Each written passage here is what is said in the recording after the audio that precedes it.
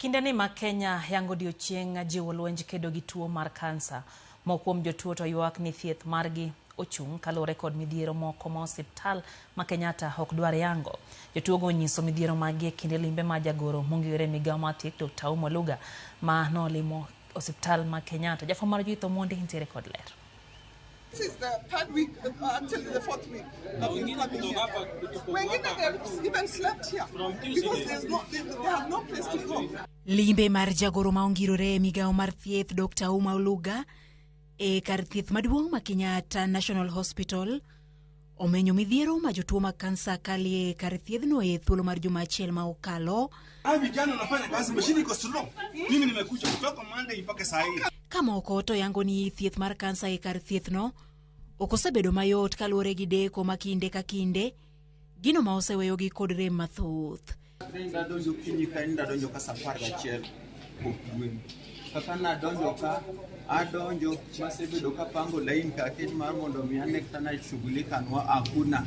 Nende an number 27 nyaka sani pok ayudo Dr. matibabu gimoro amora maseyudo ka onge. To nachako biro ka ne tich ariyo tich adek. Kwa biro samoro ichopo ni yien akuna. Sasa unashindwa yen onge, system no low, alafu anwa biro ka keto ma hospital maduong' monego bed ni odo miya dhano mang'eny. Dr. Auma Oluga kata kamano yango ni jotuo mag kansa kokalo e lai mar okumba mar thieth mar SHA osebedo kod midhiero kaluwore kod kit thieth ma giyudo, gino makaka migawo mar thieth gi sego bura kendo loso e tieke chuth. Often for patients who are taking chemotherapy, we have a challenge with the loss of fingerprints. And as you know that we have rolled out something we are calling biometric. And so because of that, we have to have mechanisms for identification. I think it's just about a delay that may need to be sorted, and it must be somehow unique.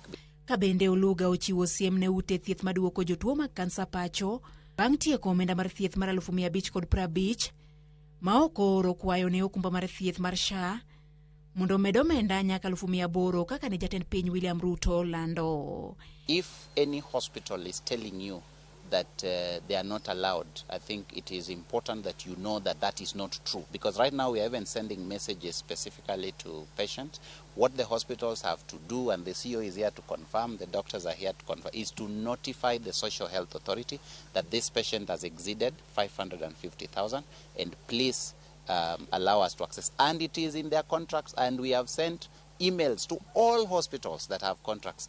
Edwe achiel mabiro, bende oyango ni gidhigo chapa report mayango nengo mar thieth kod yedhe duto ma itiyogo e pachoka mondo kony jotuo e yiero thieth ma nengone yot kendo ok duono okumba mar thieth piyo. Judith Omondi, Ramogi TV. Nyakoro mwajang wadonje kidienye mar ariyo mar chenro mar siwinde mar ohala nyisi ni ma en twak marwa kata chenro marwa manyien ka mwabiro ng'iyo weche